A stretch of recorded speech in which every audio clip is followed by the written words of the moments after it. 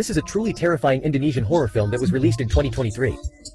It is said that just one trailer has scared countless viewers, and the horror level is comparable to that of banned films.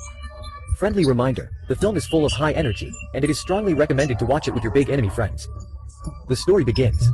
Xiao Mei was invited by her bestie Kara to have a party with her friends at home. After 3 rounds of drinking, Xiao Mei went to the bathroom to wash her face, and the daring Curly followed her indirectly. He was about to force himself on Xiao Mei. Fortunately, Xiao Mei had some strength, so she pushed Curly away and ran away. The next day, Kara's mother came to visit her daughter and found the door open. There was a swarm of wolves in the room. She called her daughter's name, but no one answered. Banger felt something was wrong and took out his cell phone to call Xiao Mei. "Honey, I'm here." Xiao Mei claimed that she had been sleeping since she left last night, and she didn't know where Kara had gone. Sister Fang was extremely anxious. At this moment, there was a sound of running water in the bathroom. When she got closer, she saw a bloodstain on the bathtub. Sister Fang's intuition told her that something must have happened to her daughter. 10 days had passed, and there was still no news about Kara. In desperation, Sister Fang went to the most famous local fortune teller for help. The fortune teller took Kara's photo and asked directly. Wrapped in the altar. After some calculations, the witch finally got the answer. What do I do? Sister Fang was heartbroken. She could not accept the news that her daughter had passed away. After Xiao Mei learned about this, she immediately went to Kara's house to visit Sister Fang.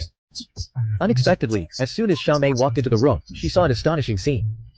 She saw Sister Fang holding a blade and said viciously, "That's his mother. Cadres give you to do it. The sky will come to your mother that is not Sunday. Don't come home, my brother-in-law. Anyway, you have nothing to do with you.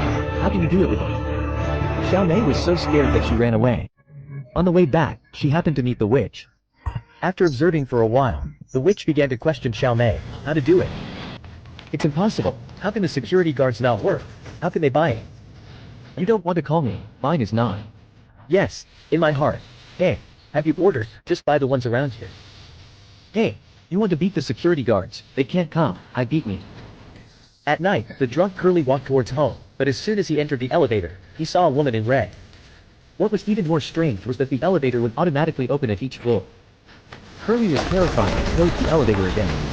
After reaching the 5th floor, Curly was completely scared. He quickly pressed the door closing button, but the next second Curly was terrified. Before he could react, a black shadow suddenly appeared behind him. Curly pressed the door opening button frantically, but as soon as he ran out of the elevator, he was caught by a ghost hand.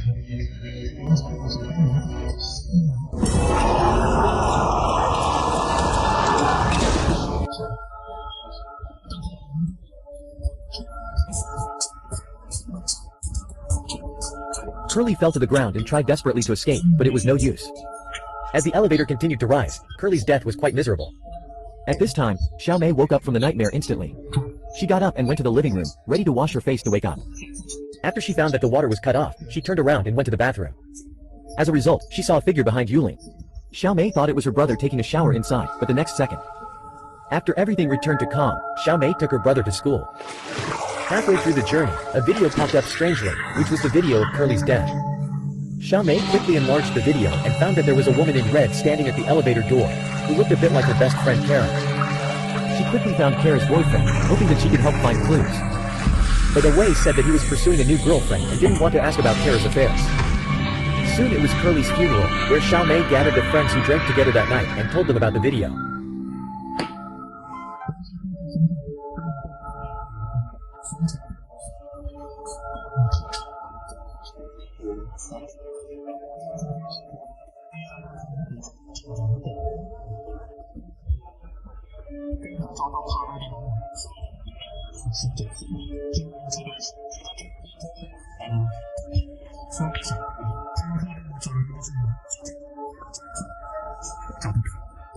After hearing this, people looked different, as if they were hiding something. After the funeral, Xiao Mei walked home, and a woman in red was standing in the corridor. At the same time, Alien was blaming her boyfriend Xiao Qiang for not telling Xiao Mei about Kara's screams that day. Xiao Qiang didn't want to get involved. While the two were arguing, the car suddenly hit a woman in red. Xiao Qiang was terrified and quickly got out of the car to check the situation. At this moment, a terrifying scene happened. The speeding car hit Xiao Qiang to death on the spot. At the same time, Lele, who was sleeping soundly, was awakened by his neighbor who was studying Kunzi next door. He got up and walked out, but saw a woman in red standing in the corridor. Lele bravely knocked on the neighbor's door, communicated with her, and then walked home. Unexpectedly, the woman in red followed him closely.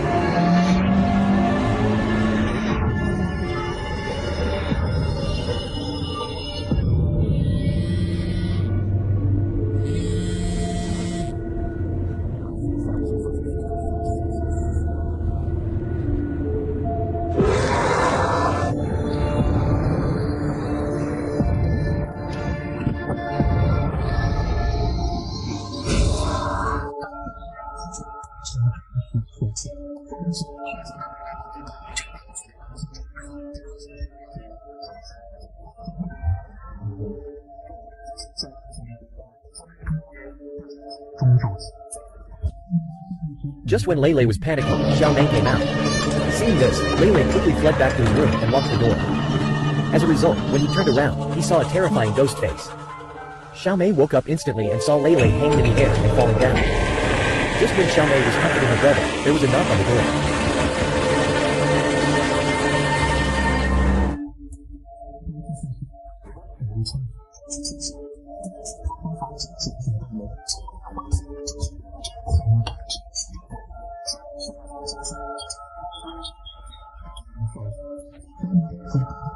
It turned out that it was Lian who came over.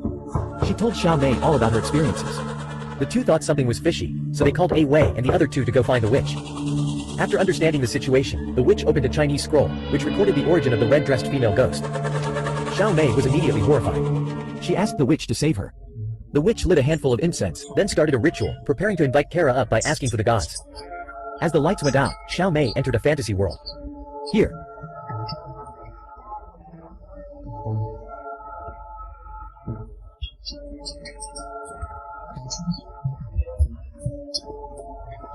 In the video, he saw Kara being humiliated.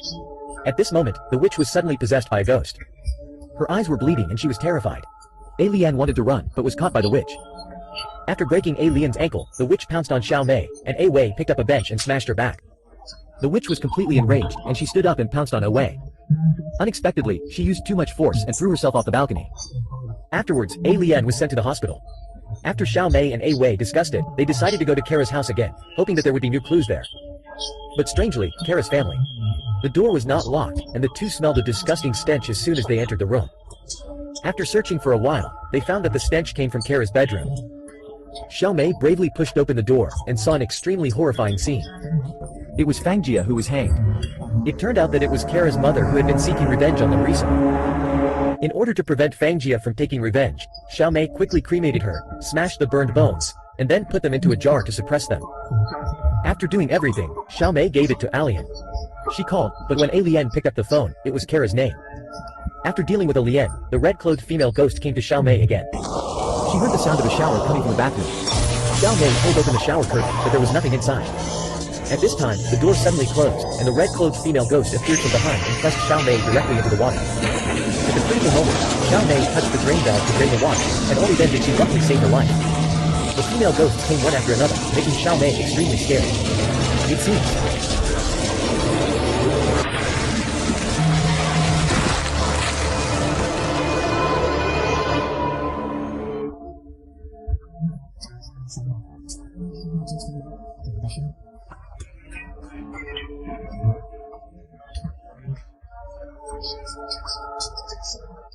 Kara's body must be found before she can rest in peace. Just when Xiao Mei didn't know where to start, the dripping faucet gave her inspiration. Xiao Mei remembered deeply that when she went to see Sister Fang that day, the neighbors kept complaining that the tap water had a foul smell. In order to verify her guess, Xiao Mei went to Kara's kitchen and found a strand of hair in the faucet. She ran to the rooftop and opened the water tank cover. It was Kara's body lying inside. At this moment, Wei suddenly appeared behind Xiao Mei, hit her with a club, pushed Xiao Mei down, and directly closed the water tank cover. At this time, it was stuck. La's body turned towards Xiao Mei, and the scene instantly returned to the previous one. It turned out that after Xiao Mei left that night, Wei came to find Kara, only to find that Lao Wang was sleeping in his girlfriend's bed, and Kara was hiding in the bathroom crying. After seeing Wei, Kara immediately ran over to explain, but the angry Wei pushed him away, but he used too much force, causing the other party's head to hit the bathtub and instantly died. In order to cover up the crime, Wei placed Kara's body next to Lao Wang, and then he caught the adulterer in bed, beat Lao Wang up, and then pretended to help him get rid of the crime, but Lao Wang threw Kara's body into the rooftop. At this moment, Lao Wang rushed to the rooftop. Xiao Mei desperately called for help and told him the truth. Lao Wang was furious and beat Wei violently. Ah!